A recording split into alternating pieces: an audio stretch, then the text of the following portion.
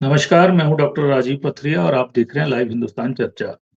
बागियों को आज भी सुप्रीम कोर्ट में उनका केस नहीं लग पाया, उनकी याचिका लिस्ट नहीं हो पाई। इसी बीच कल ही स्पीकर की तरफ से भी कैवेट फाइल कर दिया गया है, यानी कि अब जब भी याचिका लगेगी तो नोटिस जाएँगे और जवाब माँगा जाएगा, सीधा स्टे नहीं मिल पाएगा कहीं न कहीं। तो उसको स्पीकर की तरफ से रोका गया है। लेकिन इसी बीच बागियों के तेवर अब ऐसे हो गए हैं, हाईकमान ने सुधीर शर्मा को राष्ट्रीय कांग्रेस के सचिव पद से हटा दिया है। उनके हटाने के बाद राजेंद्र राणा ने कार्यकारी हिमाचल प्रदेश कांग्रेस अध्यक्ष के पद से इस्तीफा दे दिया है। और वहीं पे बताया जा रहा है कि विक्रमादित्य ने हाईकमान से चर्चा करके उनसे स्पष्ट कहा है कि आपकी वापसी के आसार नहीं लग रहे हैं, क्योंकि आपने जो किया है हाईकमान उससे नाराज़ है, राज्यसभा की सीट खोई है और सरकार को भी दाँव पे लगाया है। तो हाईकमान आपकी वापसी के लिए अभी फ़िलहाल तैयार नहीं है। आप जाइए, बात कीजिए। लेकिन हाँ, सूत्र बताते हैं कि बागी कह रहे हैं कि पहले मुख्यमंत्री सुखविंदर सिंह सुक्खू से इस्तीफा लीजिए, उसकी जगह कोई नया चेहरा बिठाइए, फिर हम हाईकमान से बात करने दिल्ली जाएँगे या हाईकमान के किसी आदमी से पंचकूला में बात करने को तैयार हैं। लेकिन इसी बीच हर्ष महाजन राज्यसभा के लिए जो चुने जाते हैं, वो पहुँच जाते हैं पंचकूला और बागियों के साथ प्लान बी डिस्कस कर लेते हैं। अब प्लान बी क्या है? क्या करने जा रहे हैं ये? आशंका तो जताई जा रही है कि जिस तरह से कोशिशें हो रही हैं, लंबे समय तक सुक्खू सरकार को ये रहने नहीं देंगे। हालाँकि सुक्खू भी तकनीकी तौर पे खेल रहे हैं। उन्होंने भी जो आचरण रहा भाजपा के 7 विधायकों का, उनके खिलाफ विशेषाधिकार हनन का मामला ला दिया है और स्पीकर ने उसपे नोटिस जारी कर दिए हैं। ज़ाहिर है फ्लोर टेस्ट की जब ज़रूरत होगी, लेकिन फ्लोर टेस्ट भी डिपेंड करेगा जब ये इन बागियों को स्टे मिल जाता है और बागियों को स्टे कब मिलेगा ये भविष्य के गर्भ में है। तो आगे सरकार का क्या होगा? राष्ट्रपति शासन लगेगा हिमाचल प्रदेश में और कब लगेगा, कैसे लगेगा और क्या-क्या चल रहा है? क्योंकि विक्रमादित्य सिंह अब चुप्पी साध चुके हैं और उनको भी अब बागियों की तरफ से थोड़ा-थोड़ा हटना उनका लग रहा है कि वो आने वाले समय में थोड़ा-थोड़ा हटना शुरू कर देंगे, क्योंकि उनकी बात वो हाईकमान के पास रख आए हैं। लेकिन हाईकमान का यही कहना है कि लोकसभा चुनावों के बाद ही नेतृत्व परिवर्तन पे फैसला होगा। तो आज हम इसी विषय पे चर्चा करने जा रहे हैं। हमारे साथ चर्चा में भाग ले रहे हैं चेतन बरागटा जी हैं, भाजपा के वरिष्ठ नेता हैं कुशल जेट्टी जी हैं, प्रदेश कांग्रेस कमेटी के वरिष्ठ प्रवक्ता हैं, प्रवीण शर्मा जी हैं, विश्लेषक हैं जो हमारे साथ जुड़े हैं। प्रवीण जी, परिस्थितियाँ रोज़ बदल रही हैं और बहुत उम्मीदें हैं बागियों को। आज वो मंदिर भी गए पंच मनसा माता के मनसा माता ईद के आज ईद जैसे आज उनका केस जय लग जाना था, लेकिन केस लिस्ट नहीं हुआ है और कैवेट भी फाइल कर दिया गया है। वहीं 7 भाजपा विधायक जिनमें जयराम ठाकुर का नाम भी है, नेता प्रतिपक्ष का, उनको उनके खिलाफ भी अगर फ्लोर टेस्ट की होती है, माँगती है भाजपा, तो कहीं न कहीं टेक्निकल खेलेंगे जैसे अभी खेला है स्पीकर की तरफ से। जी, प्रवीण जी। जी प्रवीण जी। देखिए, जिस तरह की परिस्थितियां डॉक्टर साहब हिमाचल प्रदेश में है, उससे तो लग रहा है कि सरकार अभी भी वेंटिलेटर में है और किसी एक कुशल अनुभवी डॉक्टर की तरह प्रदेश के मुख्यमंत्री सुखविंदर सिंह सुक्खू अपने मरीज अपने यानी अपनी सरकार को बचाने के लिए जो भी प्रयास कर सकते हैं वो कर रहे हैं। ऐसे में हम बहुत आराम से या सिंपल शब्दों में कह सकते हैं कि मरीज की हालत गंभीर है, परिस्थितियां अभी नियंत्रण में है। सरकार को बचाने के जो प्रयास हैं कितने सफल होते हैं, कितने सफल नहीं हो पाते हैं, ये सब डिपेंड करता है कि ये जो बागी हैं वो स्टे लेकर आ पाते हैं, नहीं लेकर आ पाते हैं। क्योंकि बागी अगर स्टे लेकर आएंगे तो सबसे पहले कहेंगे कि किसी भी तरह से नेतृत्व परिवर्तन कीजिए। उसी पे अड़े हैं वो। वो अगर वो स्टे लेकर आ पाते हैं, अगर वो स्टे लेकर आ पाते हैं तो वो फिर से नेतृत्व परिवर्तन की बात करेंगे और अगर बाई चांस नेतृत्व परिवर्तन नहीं आला कमान करती है तो उसके बाद वो भारतीय जनता पार्टी के साथ मिलकर जो है सरकार को गिराने का प्रयास करेंगे। और अगर स्टे नहीं मिलता है तो ये मानकर चलिए कि लोकसभा चुनावों तक कम से कम प्रदेश सरकार को सांसें मिल जाएंगी। उसके पश्चात भारतीय जनता पार्टी फिर से सरकार को गिराने का प्रयास करेगी। इसमें कोई दो राय नहीं है कि भारतीय जनता पार्टी अपने प्रयासों से पीछे हटने के लिए पीछे हटेगी। और ऐसा भी नहीं है कि सरकार इस सारी स्थिति से अनभिज्ञ है। सरकार को पता है बागी आएंगे तो नेतृत्व परिवर्तन की बात करेंगे, बागी अगर उसमें सफल नहीं हुए तो उसके बाद सरकार गिराएंगे। ऐसी परिस्थितियों में जो सरकार के पास जितने भी उसके तर्कश में हथियार है उन सारे तीरों का वो यूज कर रही है, और उसमें एक है प्रिविलेज मोशन। जी जी, और प्रिविलेज मोशन के तहत वो बिल्कुल वैसी ही चाल चलेगी जैसे उसने पहले विधानसभा के दौरान जो है भारतीय जनता पार्टी को, विधायकों को निष्कासित किया था, निलंबित किया था। अब जी, अब जो सबसे बड़ी बात है, भारतीय जनता पार्टी ये कह सकती है कि ये फॉल प्ले है, नियम इसको अलाउ नहीं करते हैं, परंतु सच्चाई यही है, अगर प्रिविलेज मोशन के प्रावधानों को पढ़ें तो उसमें स्पष्ट लिखा गया है कि अगर अध्यक्ष के गरिमा के खिलाफ कोई सदस्य या बहुत सारे सदस्य गलत आचरण करते हैं तो वो दंड के अधिकारी होंगे, और वो जो दंड है वो निलंबन भी हो सकता है और निष्कासन भी हो सकता है। क्योंकि अब ये सारा मामला जो है, ये सारा मामला सौंप दिया गया है विशेषाधिकार समिति को, और इस विशेषाधिकार समिति में अधिकांश सदस्य जो है कांग्रेस के हैं। तो तय मानिए अगर स्टे आता है और उसके बाद जो है भारतीय जनता पार्टी राज्यपाल से विशेष सत्र का अगर मांग करती है तो 7 विधायकों का निलंबन तय है। अगर इसके अंदर कोई फाउल प्ले की बात करता है तो अब नैतिकता अनैतिकता की बातें तो बिल्कुल खत्म हो चुकी है। भारतीय जनता पार्टी के लोग तो यही कहेंगे कि हम विपक्ष में बैठे हैं तो हम तो करेंगे ही, हम यहां राजनीति करने आए हैं। अरे भाई साहब, अगर ये लोग राजनीति करने आए हैं तो पक्ष के पास जो संविधान के दायरे में दिए हुए जितने भी हथियार हैं वो उनको भी यूज करेगा, इसमें कोई दो राय नहीं है। कुल मिलाकर अगर मैं कहूं कि अगर इस सारी परिस्थितियों का अगर हम लोग आकलन करें तो मैं तो सिंपल यही कह सकता हूं कि हिमाचल प्रदेश में भी आज एक महाभारत लड़ा जा रहा है। जी, अब धर्म और अधर्म की बातें नहीं रही है डॉक्टर साहब। यहां पे जो चक्रव्यूह में अभिमन्यु है उसको घेर कर मारने को भी धर्म कहा जा रहा है, और रात्रि को अगर घटोत्कच जो है वो रात्रि युद्ध शुरू कर देता है तो उसको भी धर्म कहा जा रहा है। तो अगर धर्म और अधर्म की बातें करें, नैतिकता और अनैतिकता की बातें करें, नियमों की बातें करें तो ये बिल्कुल गलत है। ना ये भारतीय जनता पार्टी को शोभा देती है, न ही कांग्रेस पार्टी को शोभा देती है, क्योंकि सारा प्रदेश देख रहा है पिछले 10-15 दिनों के अंदर पूरा का पूरा प्रदेश को इन लोगों ने मैस करके रख दिया हुआ है।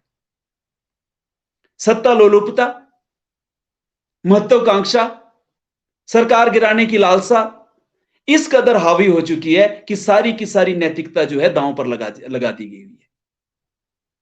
लोकतंत्र का तकाजा है कि चुनी हुई सरकार को चुने हुए लोग ही गिराएं, परंतु यहां पे चुनी हुई सरकार को लोग नहीं गिरा रहे हैं, चुनी हुई सरकार को सत्ता के लोलुप लोग गिराने की कोशिश कर रहे हैं। तो मैं तो सिर्फ इतना सा ही कहूंगा कि आज सारा प्रदेश सारा तमाशा देख रहा है, और जो कांग्रेस कर रही है वो भी अब उसको नैतिक या अनैतिक नहीं कहा जा सकता है, और जो भारतीय जनता पार्टी कर रही है उसको भी नैतिक या अनैतिक नहीं कहा जा सकता। संविधान के जो प्रोविजन है उसके तहत ये सब कुछ किया जा रहा है, और एक चीज पर हमेशा प्रश्न चिन्ह के दायरे में रहेगी, और वो है कि जब आपके पास हाई कोर्ट था, जब पिटीशन वहां दाखिल की जा सकती थी, तो आखिरकार बागी जो है सुप्रीम कोर्ट गए क्यों? यह बात हमेशा प्रश्न चिन्ह के दायरे में ही आएगी, चाहे स्टे मिले चाहे स्टे ना मिले। जी, तो आपको लगता है कि सारा कुछ अब डिपेंड करेगा सुप्रीम कोर्ट के स्टे के बाद, या स्टे मिलेगा या नहीं मिलेगा, और फ्लोर टेस्ट भी उसी शर्त पे करेगा, क्योंकि अभी तक जो प्रवीण जी विक्रमादित्य सिंह के साथ जो विधायक हैं उनको बड़े अच्छे सुरक्षा घेरे में ले लिया गया है, और वो कहीं छोड़ के ना जाए अंदेशा था है। तो अब जो उपचुनावों की बात आ गई है वो विधायक भी कहीं ना कहीं डर रहे हैं कि अगर उपचुनाव की नौबत आती है तो पता नहीं हालात कैसे होंगे, और भाजपा जो कमिटमेंट कर रही है क्या वो पूरी कर भी पाएगी कि नहीं कर पाएगी कहीं ना कहीं।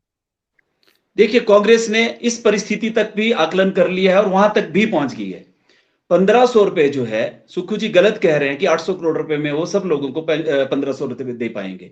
8 जनवरी को मेरा एक प्रकाशित लेख था जिसमें 22 लाख महिलाओं को लगभग 3600 करोड़ रुपए देने पड़ेंगे, तब जाके वो 1500 रुपए दे पाएंगे। परंतु आनन फानन में जिस तरह से उन्होंने 1500 रुपए की घोषणा की है, तो वो इस एक्सट्रीम तक जा चुके हैं कि अगर हो सके कि कल को सरकार गिर जाए तो मैं चुनावों को फेस करूंगा। जी। वो चुनावों को फेस करने की दृष्टि से ही इसकी घोषणा कर चुके हैं। वो अपना हर एक्सट्रीम जो स्टेप हो सकता है वो ले सकते हैं। परंतु भारतीय जनता पार्टी चाहेगी कि लोकसभा के दौरान ही सारे चुनाव हो जाएं। क्यों? देखो, इसमें कोई दो राय नहीं है कि हिमाचल प्रदेश में आज भी नरेंद्र मोदी की लहर है और लोकसभा चुनाव के दौरान अगर कहीं चुनाव होते हैं तो भारतीय जनता पार्टी को एज मिलेगा। परंतु उसके बाद चुनाव होते हैं तो लोग फिर गुण धर्म के आधार के ऊपर जो है परिस्थितियां बिल्कुल विपरीत होंगी। ऐसे कंडीशन के ऊपर भारतीय जनता पार्टी के लिए चुनाव मुश्किल हो जाएंगे। जी, चलिए चेतन जी आज भी मुख्यमंत्री कह रहे हैं कि धन बल का प्रयोग किया गया, कहीं ना कहीं 10 दिनों से ऐसी मेहमान नवाजी में, सिक्योरिटी प्रोटोकॉल में आपके 2 विधायक साथ हैं, उनके 6 विधायक बागी जो है वो रखे गए हैं। वही मुख्यमंत्री ने आज कहा है कि जयराम जी के लिए कहा है उन्होंने प्रतिपक्ष के लिए कि सत्ता आती है जाती है, लेकिन लोकतांत्रिक मूल्य जिंदा रहने चाहिए, और जो हिमाचल में घटित भाजपा करवा रही है वो बहुत शर्मसार है। तो भाजपा ऐसी पार्टी नहीं थी, असूलों की पार्टी थी। ऐसा खेल खेलने की जरूरत भाजपा को क्यों पड़ गई? क्या सत्ता से चंद माह भी दूर नहीं रहा जा रहा? डॉक्टर साहब, हमारे को कोई सर्टिफिकेट लेने की जरूरत नहीं है सुखविंदर सुक्खू जी से। और प्रॉब्लम कहाँ से शुरू हुई आप समझिए। वो अपने आप को प्रूव करने में लगे हैं कि वो वीरभद्र जी के बराबर, स्वर्गीय वीरभद्र जी के बराबर बड़े नेता हैं। पर मेरे को खेद के साथ ये बताना पड़ रहा है कि वो उस लेवल पे बिल्कुल भी अभी तक नहीं पहुंचे। बहुत टाइम लगेगा उनको। आपको सारा समझना पड़ेगा पर्सपेक्टिव ही हुआ क्या। मनु सिंघवी जी को लेकर आए। मनु सिंघवी जो बाहरी नेता थे, उनको जबरदस्ती राज्यसभा में कांग्रेस पार्टी ने थोपा।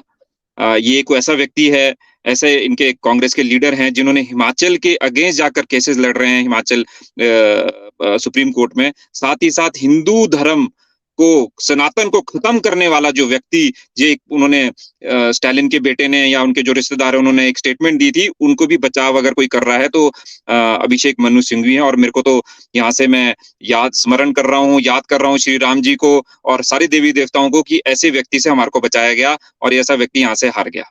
आप याद करिए, थोड़ा सा पीछे जाइए, इनको 1 महीना लग गया, ये सरकार के कैबिनेट मंत्री इसको शपथ नहीं दिला पाए।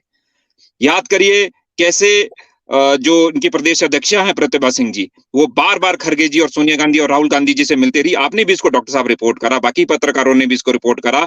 पता नहीं अनलिमिटेड टाइम्स उनको मिलकर आई और बोला कि यहाँ का नेतृत्व प्रदर्शन करिए। विक्रमादित्य और बाकी जितने ये लोग हैं जो इनके अपने विधायक हैं, ये कितनी बारी उन्होंने रोष प्रकट करा। और मैं फिर बता रहा हूं, ये जो सारी जो इश्यूज हैं कांग्रेस पार्टी के अपने इश्यूज हैं। ठीक है, भारतीय जनता पार्टी अगर जब उनको दिखा कि इस तरह का वैक्यूम हो रहा है तो हम उसका ऑब्वियसली एडवांटेज लेंगे। इसमें कोई ये पॉलिटिक्स में बड़ा क्लियर है, कोई इसमें हमारे को गुरेज करने की बात नहीं है। पर ये जितना भी गुफअप हुआ है वो कांग्रेस की अपनी ही उनके अपने डीड्स हैं और आज वो भारतीय जनता पार्टी को ब्लेम नहीं कर सकते। रही बात सिमेंटिक्स की, ये टेक्निकल इश्यूज हैं।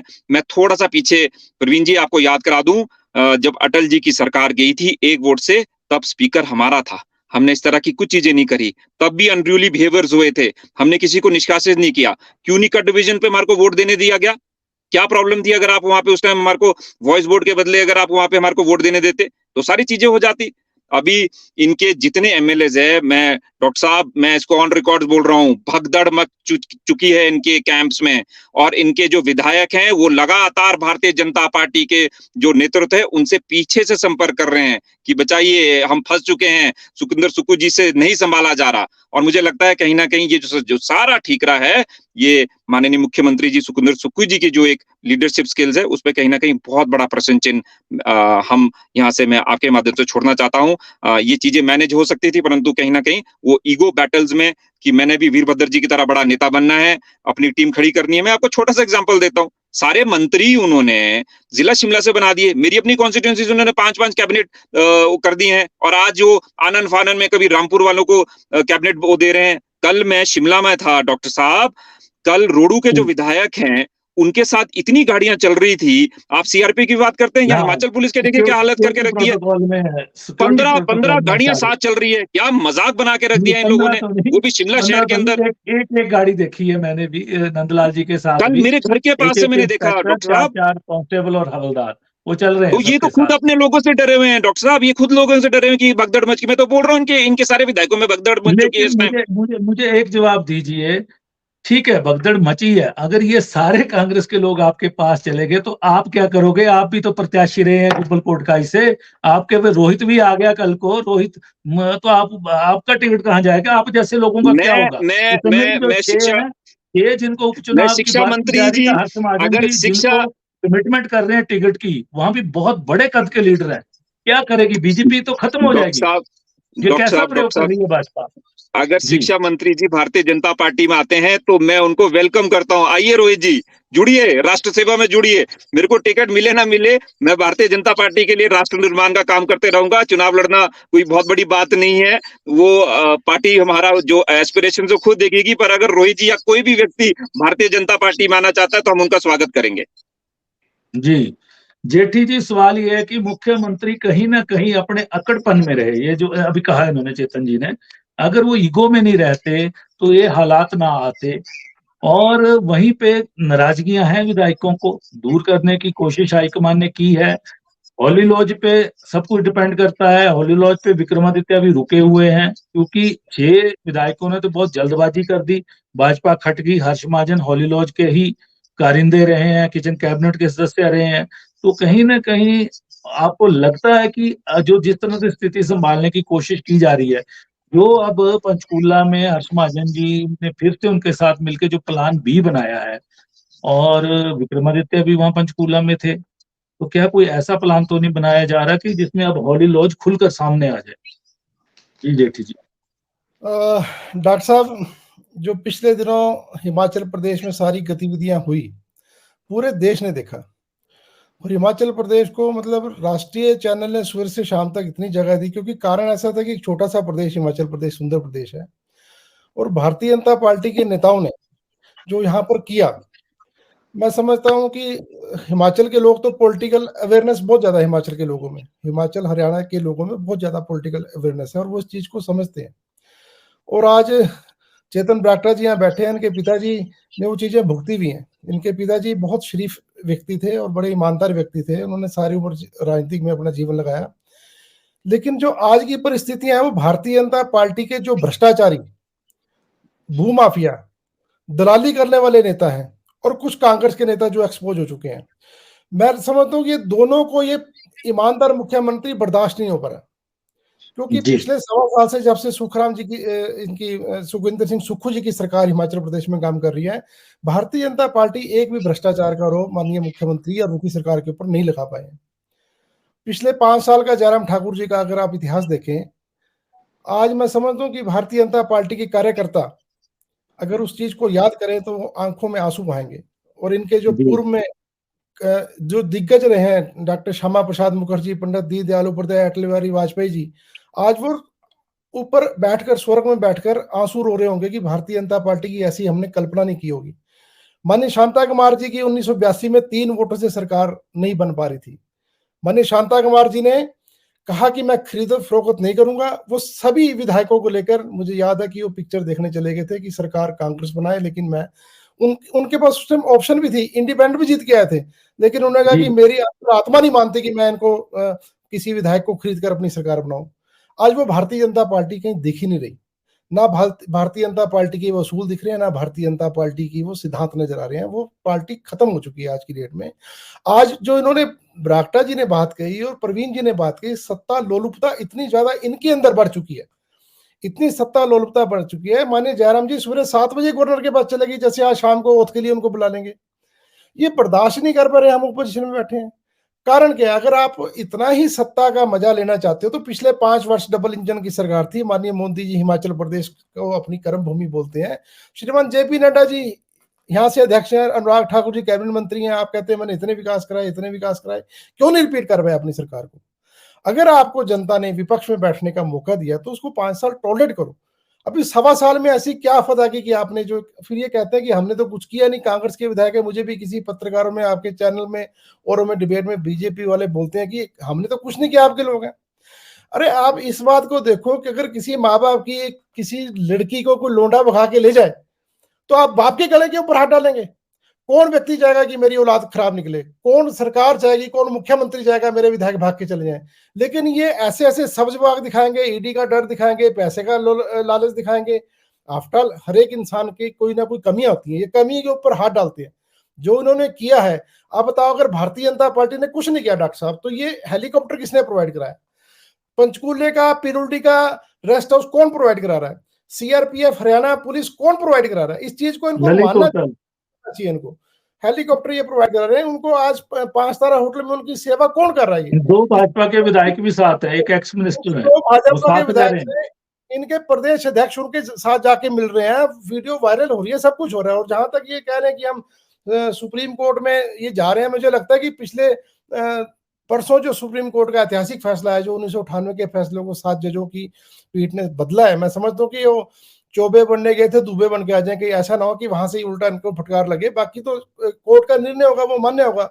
लेकिन ये नैतिकता की बात करने वाली, मैं भी खुद भारतीय जनता पार्टी में कई वर्ष में मैंने काम किया, वो भारतीय जनता पार्टी और भारतीय जनता पार्टी में जमीन आसमान का फर्क है। और चेतन बरागटा जैसे कार्यकर्ता को ये चीज माननी चाहिए कि हिमाचल प्रदेश में भारतीय जनता पार्टी के अंदर ऐसे ऐसे लोगों का, यही क्या हर जगह ऐसे ऐसे लोगों का कब्जा हो गया कि जिस भारतीय जनता पार्टी के कार्यकर्ता ने इस पार्टी को खड़ा किया, अपनी सारी जिंदगी लगा दी, अपने परिवार तबाह कर दिए, अपना व्यवसाय तबाह कर दिया, आज वो भारतीय जनता पार्टी में कहीं नजर नहीं आ रहे।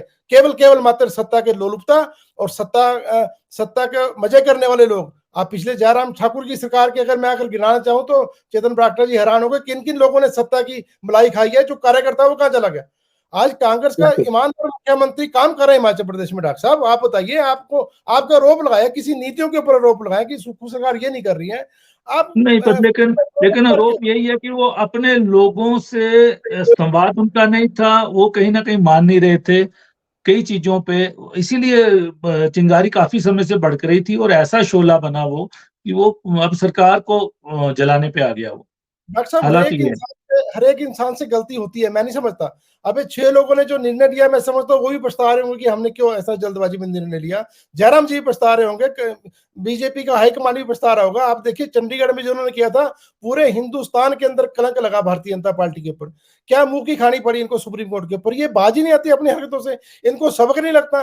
दूसरी पार्टियां भी काम कर रही है, वही समाज का काम कर रही है। आप बताइए, कोई अगर कोई गलत काम सुक्खू सरकार कर रही है तो बताइए।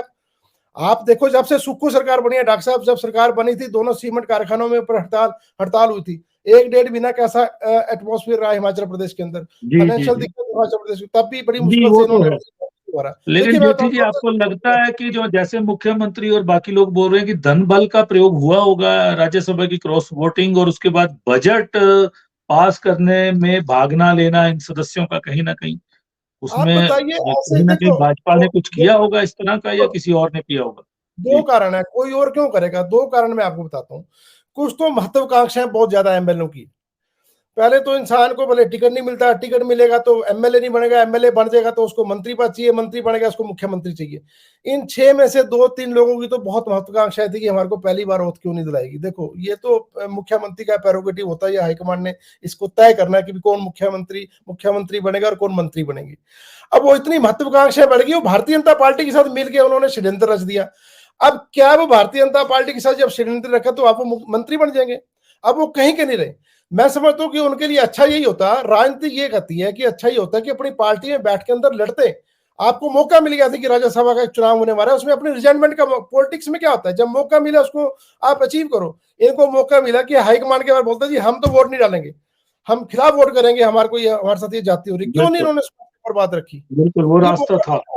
हर एक पॉलिटिकल आदमी को मौका मिलता है कि हम राज्यसभा पे बगावत करेंगे जी, हम बीजेपी के साथ चले जाएंगे। हाईकमांड भी डरता है, कुछ ना कुछ इनकी बात करता, कुछ ना कुछ सोचते हैं। और भारतीय जनता पार्टी क्या करते हैं, जो ये कह रहे हैं, ये तो सिर्फ आग लगा के उसको सेक रहे हैं बड़े मजे से। जब उसमें थोड़ी कम होगी फिर थोड़ा सा और घी इसमें डाल देंगे। ये काम बंद करना। लेकिन आपकी सरकार अस्थिरता में पहुंच गई है। अब यही कयास लगाए जा रहे हैं कि आज गिरी कल गिरी, या कितने दिन रहेगी, क्योंकि मुख्यमंत्री जिस तरह से दौरे कर रहे हैं, बाकी मंत्री कर रहे हैं, शिलान्यास, नोटिफिकेशन धड़ाधड़ हो रही है, कहीं ना कहीं अंदेशा तो बना हुआ है। ये एक शरीफ मुख्यमंत्री है और इसकी मदद करिए, जो इसने गरीबों के लिए, जो अनाथ बच्चों के लिए, महिलाओं के लिए, गरीब आदमी के लिए 1.5 किलोमीटर गाद में जाकर एक एक व्यक्ति का इसने हाल चाल पूछा, उन गरीबों की दुआएं लगी और सरकार बची। मैं ईमानदार से कह रहा हूं, भारतीय जनता पार्टी ने कोई कसर नहीं छोड़ी थी, कोई कसर नहीं छोड़ी। ये गरीब आदमी की दुआएं लगी, भगवान कह के सरकार बची। और ये सरकार मुझे लगता है पूरा 5 साल का 6 महीने तक हमारे सेब सड़ गए, 6 महीने तक हमारे सेब सड़ गए, तब तो सरकार दिखी नहीं देगी। आपके पास भी आऊंगा मैं। प्रवीण जी, आपको लगता है जिस तरह से हर्ष महाजन जी ने अब मुलाकात की है, बताया जा रहा है कि विक्रमादित्य सिंह भी वहां थे, कुछ चर्चा हुई है पंचकूला के ललित होटल में, बागियों ने प्लान बी बनाया, ये बी प्लान आपको लगता है कि बिना हॉली लॉज के समर्थन से इनका प्लान बी सफल हो पाएगा? क्या वो आएंगे खुलकर सामने? देखिए, सबसे पहले तो हमें इस बात को समझना पड़ेगा कि जहां तक भारतीय जनता पार्टी ने अपना राज्यसभा का मेंबर जिताना था, तो वहां तक तो मैं मान के चलता था किसी भी राजनीतिक पार्टी को यह करने का अधिकार था। पर उसके बाद जो है, सरकार गिराने के खेल में बागियों के साथ जिस तरह से भारतीय जनता पार्टी खुल के खेल रही है, वो कहीं ना कहीं गलत है। भारतीय जनता पार्टी इन परिस्थितियों में अगर थोड़ा सा संयम रखती और 6 विधानसभा क्षेत्रों में चुनाव लड़ती, क्योंकि हमीरपुर एक ऐसा जिला था जहां पे मुख्यमंत्री के प्रति एक जिसको बोलते हैं भावनात्मक स्नेह हो सकता था। तो ऐसे कंडीशन पे भारतीय जनता पार्टी अगर प्रोफेसर प्रेम कुमार धूमल को उतारती, धर्मशाला से कृष्ण कपूर जी को उतारते, तो मैं आपको दावे के साथ कह सकता हूं कि 6 की 6 सीटें भारतीय जनता पार्टी के पास आती और भारतीय जनता पार्टी के पास 34 लोग होते। भारतीय जनता पार्टी के पास 34 लोग होते और बड़े आराम से एक व्यक्ति टूट किया जाता, कोई भारतीय जनता पार्टी के ऊपर प्रश्न चिन्ह ही नहीं खड़ा करता। आज वो सारे काम करने पड़ रहे हैं जो भारतीय जनता पार्टी को नहीं करने चाहिए, और वो सारे लोग भी देख रहे हैं। अगर हर्ष महाजन जाके मिल रहे हैं तो मतलब बिल्कुल स्पष्ट है कि कुछ ना कुछ ऐसा करने की कोशिश की जा रही है कि किसी तरह से ये सरकार जो है वो लोकसभा चुनाव से पहले गिर जाए। और हो सकता है कि इसके लिए विक्रमादित्य जी इस्तीफा दे दें और उनके साथ 1 या 2 या 3 लोग उनके जो समर्थक हैं वो भी इस्तीफा दे दें, ताकि भारतीय जनता पार्टी के ऊपर दबाव बन सके। मेरा तो भारतीय जनता पार्टी के कुछ नेताओं से भी बात हुई है, वो बहुत इतने हद तक श्योर है कि कांग्रेस की प्रदेश अध्यक्ष उनकी तरफ से चुनाव लड़ेगी। हाँ, मंडी से संभावना जताई जा रही है।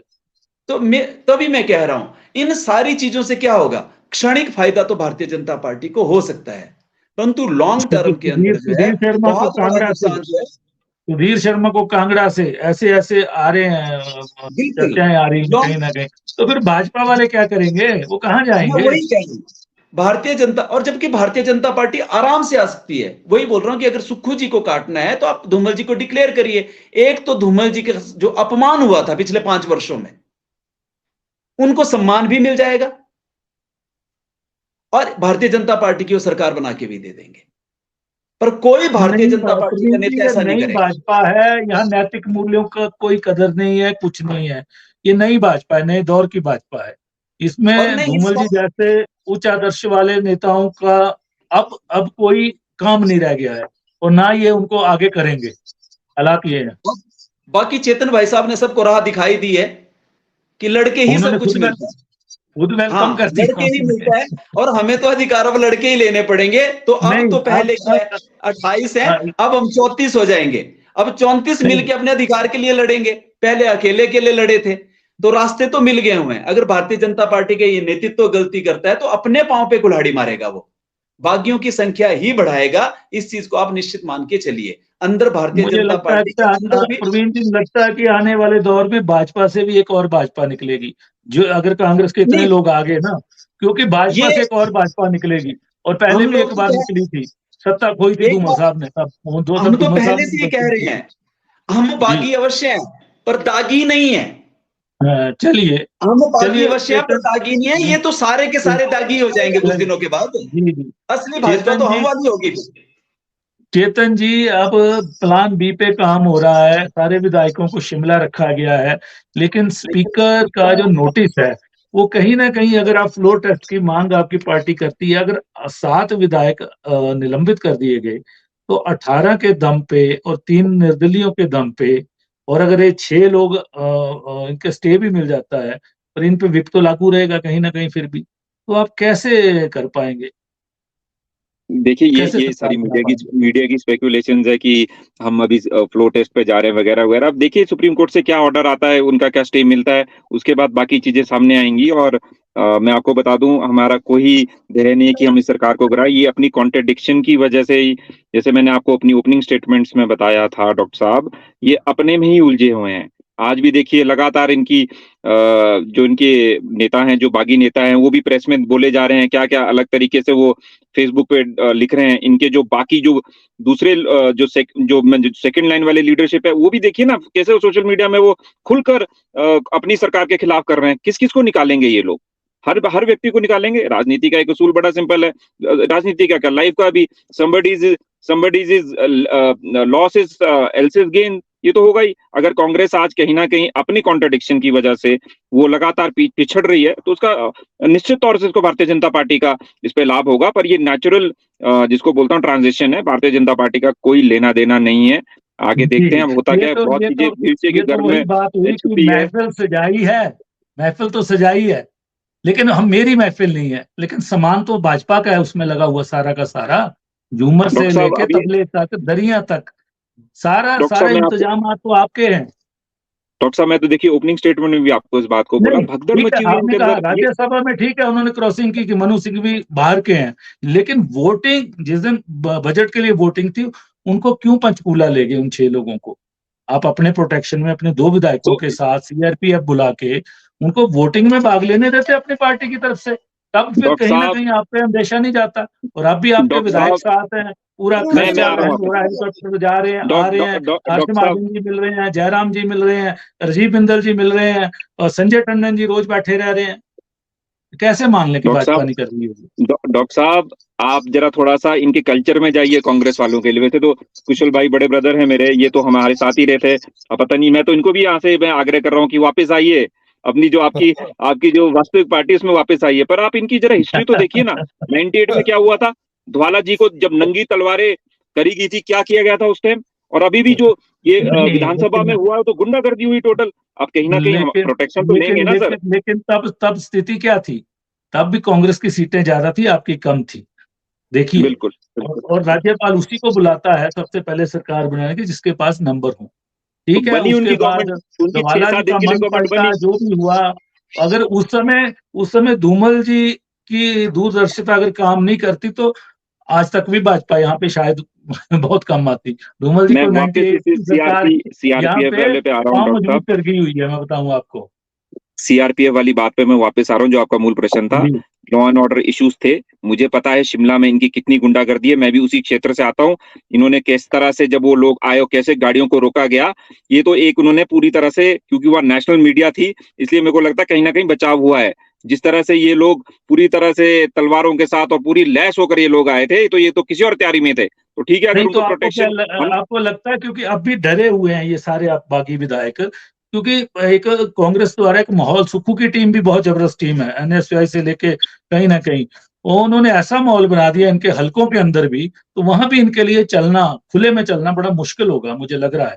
क्योंकि इसीलिए सीआरपीएफ से इन्होंने रिक्वेस्ट की है, उनको सिक्योरिटी दे दी गई है, और डीजीपी ने भी आगे आदेश जारी कर दिए, पुलिस इनके साथ रहेगी।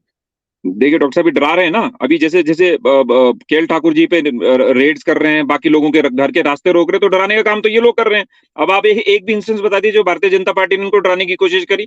ये तो पूरी तरह से इस टाइम सत्ता का जो बिल्कुल है नंगा नाच चल रहा है वहां पे, और पूरी वो तरह से चलेगा डराना चलेगा, धमकाने क्योंकि का जो काम चल रहा सरकार है। पे तो आएगी अब तो आपको सरकार का सबको मुखिया कुछ सिक्योरिटी तो के तो अपना करेगा, वो तो सिक्योरिटी तो करेंगे करनी है करेंगे। ना। हाँ जेठी डॉक्टर जी। साहब डॉक्टर जी, साहब जहां तक डराने की बात रही, डरा रही कांग्रेस, क्या डराएगी बेचारी। ईडी जब जाती है तब इनको नजर नहीं आता, जब ईडी डराती है लोग वो चक के ले आती है। ईडी, सीबीआई, सीआईडी, है ना। तो डराने का काम तो भारतीय जनता नहीं, पार्टी ने जन दूसरा जन किया था, आक्रोश का डर है, जन है ना। आक्रोश का डर है कहीं ना कहीं बागियों को, और इसीलिए। दूसरा मेरे को जी एक चलिए। बात याद आ गई, जो आपने कहा ना सारे कांग्रेस के भारतीय जनता पार्टी में चले जाएंगे। जब अनिल शर्मा जी भारतीय जनता पार्टी में शामिल हुए थे, मुझे अच्छी तरह याद है, तो दिल्ली में शांता कुमार जी के पास ये भी जब बैठी थी, वहाँ सारे लोग बैठे थे पार्लियामेंट बोर्ड के, कि बाली जी भी भारतीय जनता पार्टी में उस समय आना चाहते थे, और लगभग फाइनल था वो कि बाली जी की भी भारतीय जनता पार्टी में ज्वाइनिंग करा दी जाए। तो शांता जी उसमें उठ के बैठक में कहते भी ठीक है, तुम इनको सबको बीजेपी में बुला लो, मैं कांग्रेस में चला जाता हूँ, और उठ के आगे वो उनके उठ के आने से बाली जी की जो ज्वाइनिंग है उस टाइम में बीजेपी में नहीं हो पाई। लेकिन आज तो बीजेपी जो है पूरी कांग्रेस में ही हो रही है, इस करके हमारे को भी कोई दिक्कत नहीं होगी। चलिए, सत्ता का खेल है, सत्ता के बिना। आज हम चर्चा कर रहे थे कि हिमाचल प्रदेश में सुक्खू सरकार को गिराने के लिए प्लान बी भी तैयार हो गया है, और पंचकूला के ललित होटल में वो तैयार कर लिया गया है। हर्ष महाजन जो कोर कमेटी भाजपा के सदस्य हैं, हाईकमान से दिल्ली में बातचीत करके आए हैं और उनके साथ चर्चा की है, क्योंकि बागियों की वापसी अब कहीं ना कहीं कांग्रेस में होती दिख नहीं रही है, और बागी जिस तरह से सोशल मीडिया पे टिप्पणियां कर रहे हैं, उससे रास्ते बंद होते दिख जा रहे हैं। तो अब बागियों को फ्लोर टेस्ट की मांग कहीं ना कहीं भाजपा एक प्लान कर रही है कि फ्लोर टेस्ट की मांग की जाए, लेकिन वो डिपेंड करेगी कहीं ना कहीं बागियों को अगर स्टे मिलता है सुप्रीम कोर्ट से। सुप्रीम कोर्ट में आज भी केस लिस्ट नहीं हो पाया, अब आगे कब लिस्ट होगा क्या होगा, लेकिन कैविट फाइल कर दिया गया स्पीकर की तरफ से, तो जाहिर है स्पीकर के पक्ष को भी सुना जाएगा स्टे देने से पहले। तो कई इस तरह की परिस्थितियां बन रही हैं। वहीं हॉली लॉज से विक्रमादित्य सिंह ने चुप्पी साध ली है, हाईकमान से चर्चा के बाद उनके होंठ सिल गए हैं, वो कुछ भी नहीं बोल रहे हैं मीडिया के अंदर, और चुप हैं। प्रतिभा सिंह भी चुप हैं, सब लोग खामोश हैं।